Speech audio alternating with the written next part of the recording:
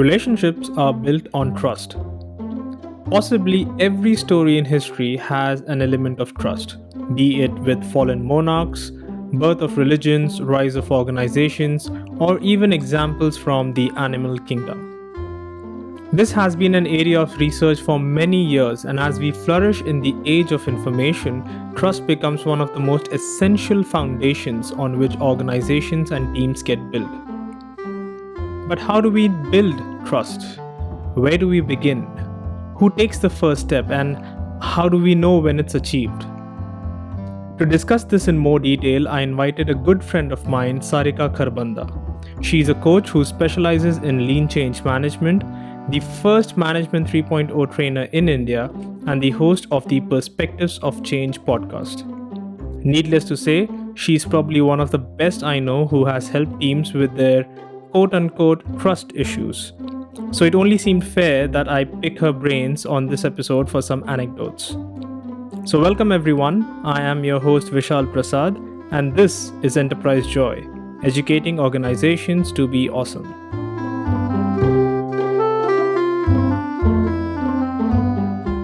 Welcome, Sarika, and welcome everyone. This is another episode of Enterprise Joy. And before we go ahead, tomorrow is 25th of October when you're going to listen to this episode for the first time. And it is Sarika's birthday. So, a very happy birthday, Sarika. Yay! Thank you so much, Vishal. I feel wiser, not older, but it feels great. Thank you very much.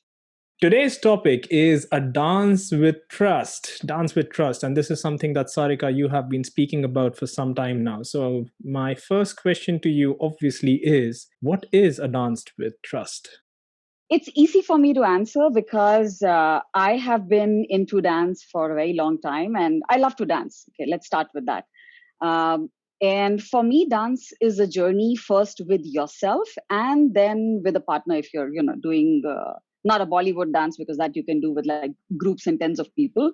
But essentially, you start a journey of dance with yourself where you go to a dancing school or something. That's what I did. I went to a dancing school. I learned the basic steps. If you are learning one of the Latin dances, because I've done that, I learned how to do the basics. So the back step, forward step, the side steps, all those basic steps that you do.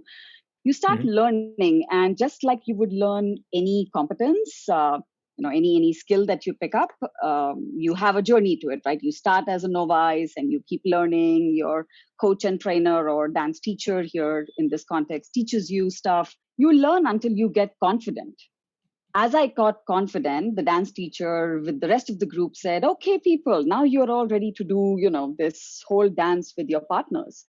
You realize only then, Vishal, that, when you start dancing with a partner, that's a journey in itself. Because imagine if we had to start dancing and we had just learned our basic steps individually, and now we have to start dancing together.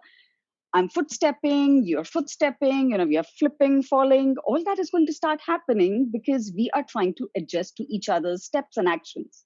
And exactly what you do in dance. So whether you're doing a rumba, cha-cha, jive, salsa, which are the dances that I learned, and that's what I relate dance and trust with.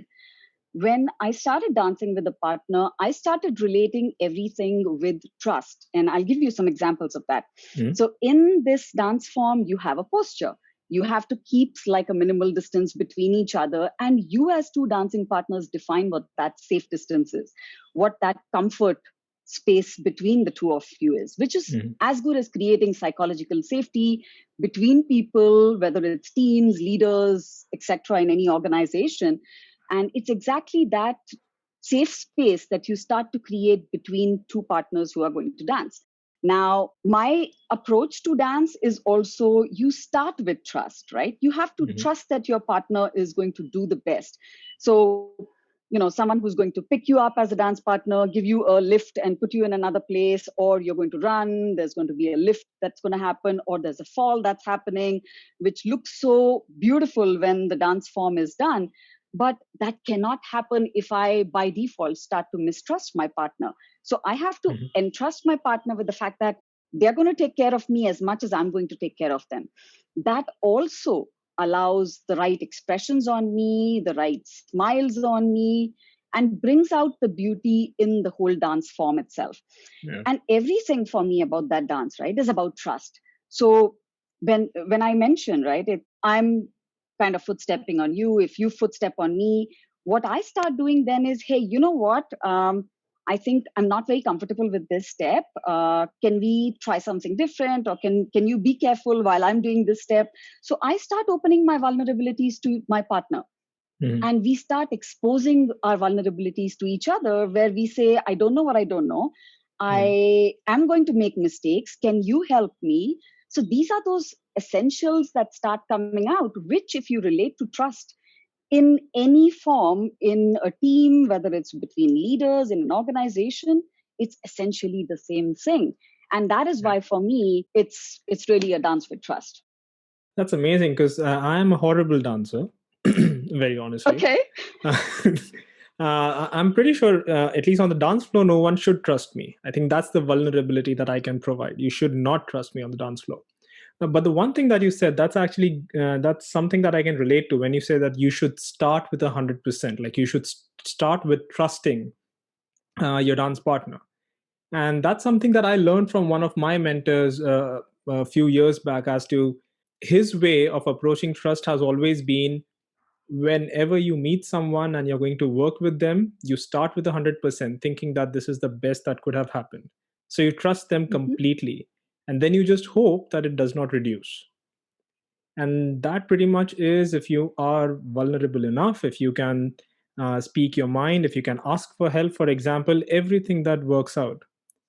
And I think a few years back, even Simon Sinek spoke something like this when he was speaking with the US Army. And the thing that they ensure is everyone has only one notion in their head, and that's someone has my back.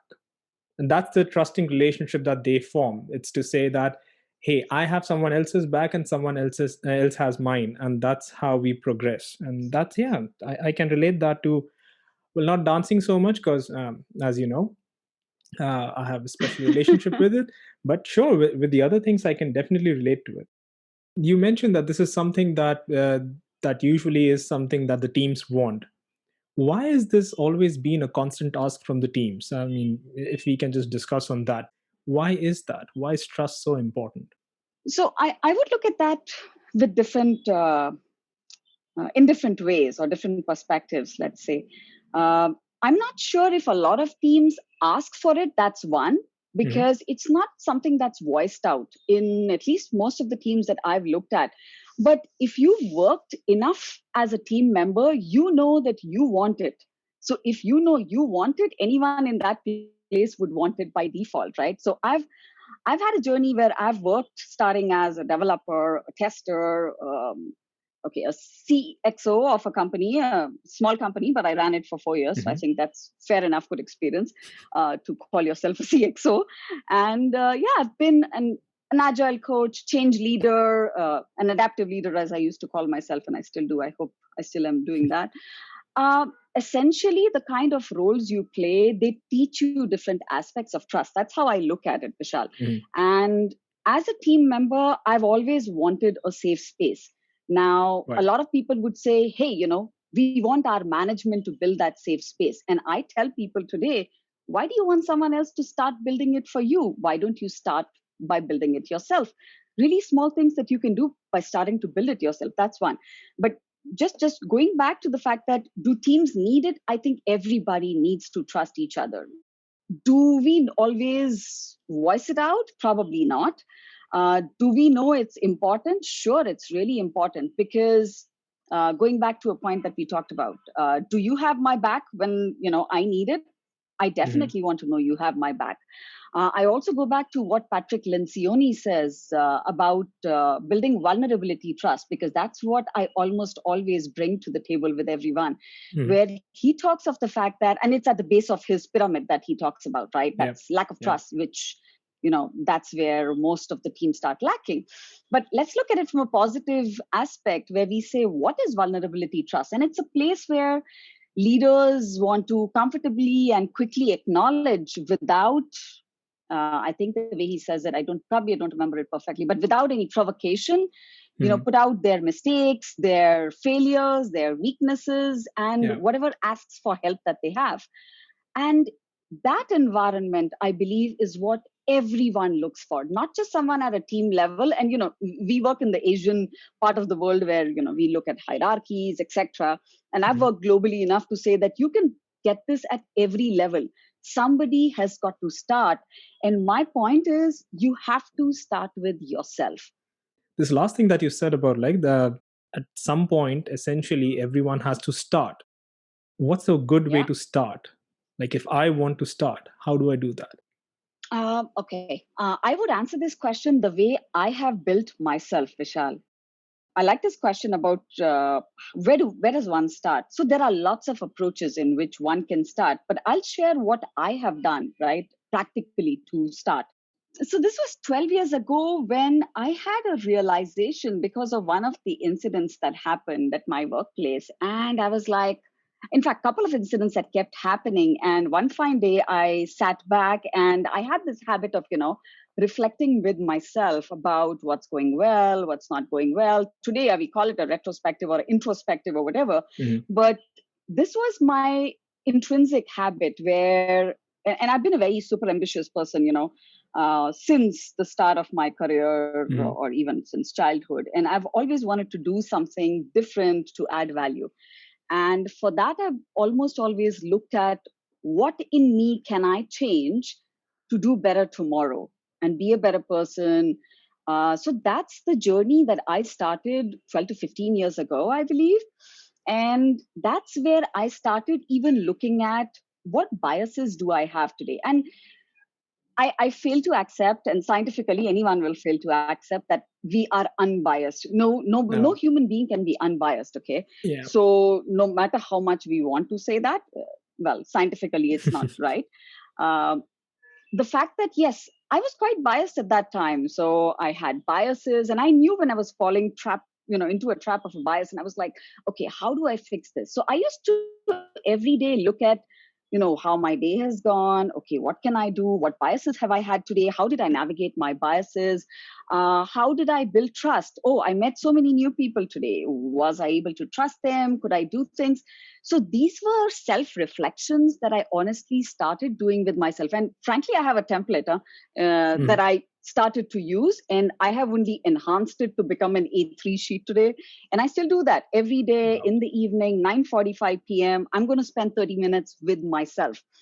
And I strongly believe the more you sit down to reflect what kind of a person you are and how you can only better yourself rather than trying to change others, that builds your capacity to work with others in a different way. And people see you as I would put it as you, as an authentic you, because authenticity, vulnerability, trust, all of these things go together. And that's where I keep saying, try and connect with yourself as a human being first before you try and, change the whole world. The world's not going to change unless you are a different person Oh, yeah. yourself. And if you do not know yourself, you're never going to get to know the others. I Oh, know yeah. Stephen Covey says in his books on speed of trust, if I remember correctly, that, do as you say. And it's not just about words, it is about actions. One of my rules is just to be truthful. It doesn't matter whether the news is good or bad, you just speak the truth. And that's good enough to at least be a starting point of building trust. It's not about making someone happy or sad, it's just about stating what is the fact. And then the second part of that, for me at least, is if someone has a follow up question, which is usually a why, don't come up with opinions. And for me, that becomes my starting point. You did mention in one place where you said that this is something that you have to start. Why do you want the organization to do anything for you? But is there something that the organization can do? One, of course, is the environment that it Mhm. provides. I don't know whether people relate or resonate more to the word environment or is it more culture, but I think culture is what we build over a period of time using our behaviors, Mhm. by interactions with each other. So I would say it's probably the environment that we get and what we make out of the environment and the kind of people we interact with to create the behaviors Mhm. to, you know, get the behaviors right so that the environment then starts having trust as an ingredient by default in it, rather than anything else. So, so a lot of my stories that have come my way, where I have either worked as a leader or even as a team member, where we've been building trust, and where it has started from us by default or with me as default. Uh, I generally would say starting with trust within the individuals is key.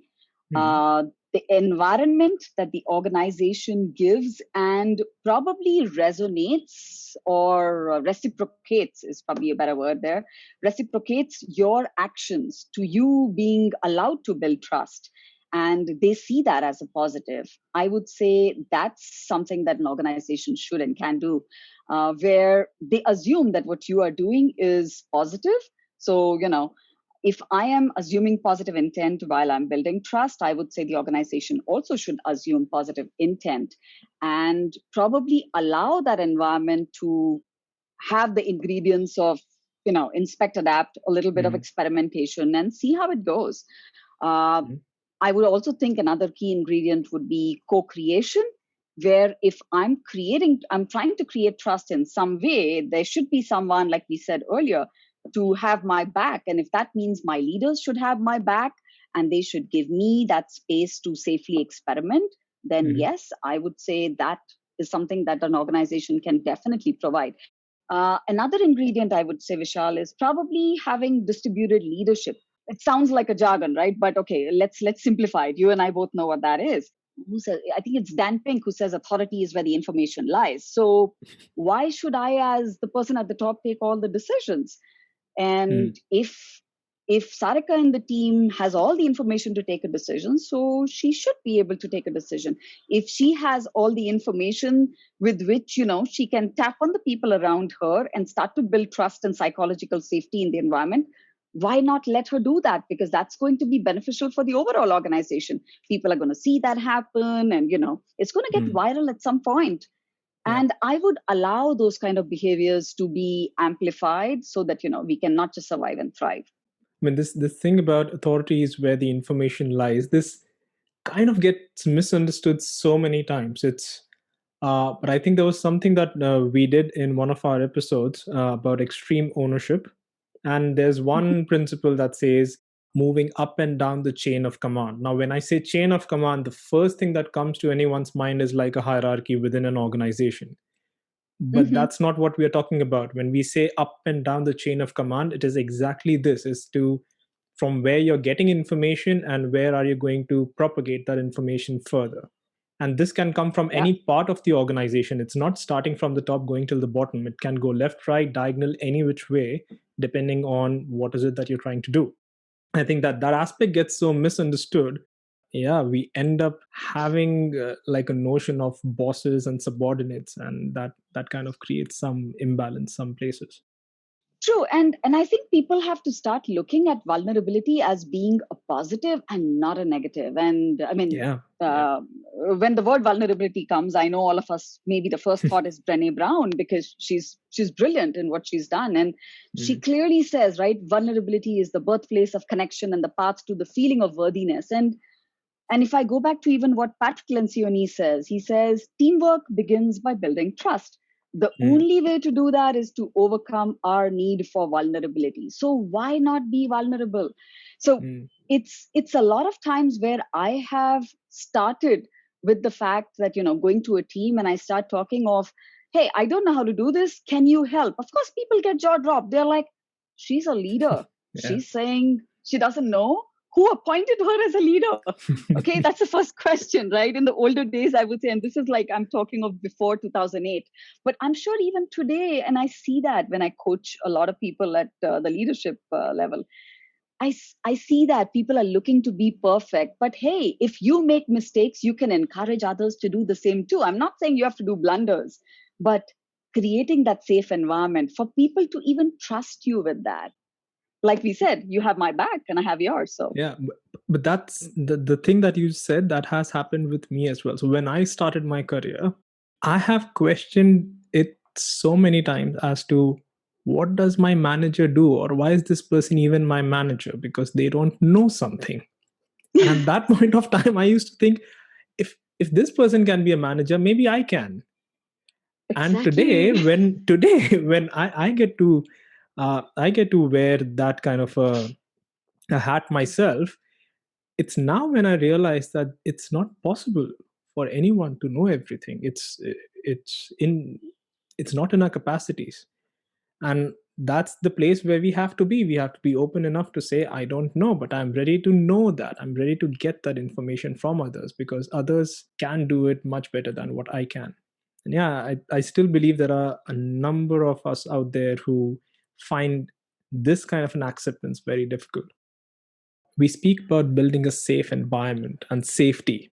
What are the few examples of what would you call a safe environment? How do you build a safe environment? I think there are a lot of things that every individual can do. And the first thing, of course, would be, especially in terms of building a safe environment, you need to start with trust. Hmm. And I would say it starts with self awareness and self trust.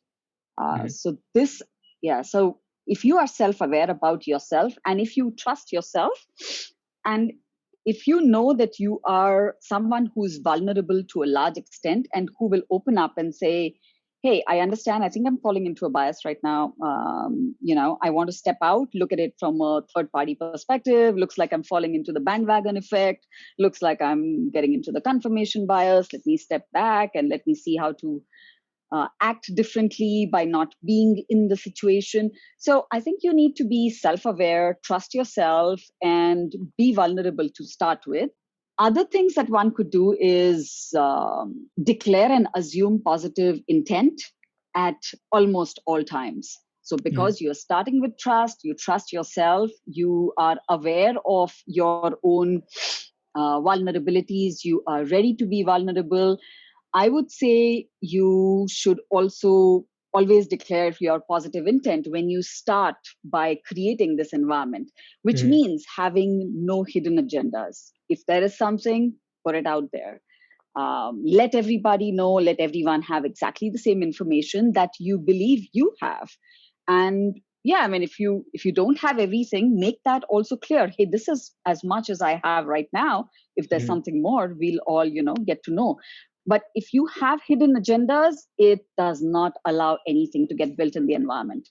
Yeah. Now, no matter how much I say about something, hey, Vishal, we're going to do this and we're going to make it happen, and then Sarika sleeps away for like a month or so and doesn't do anything about it.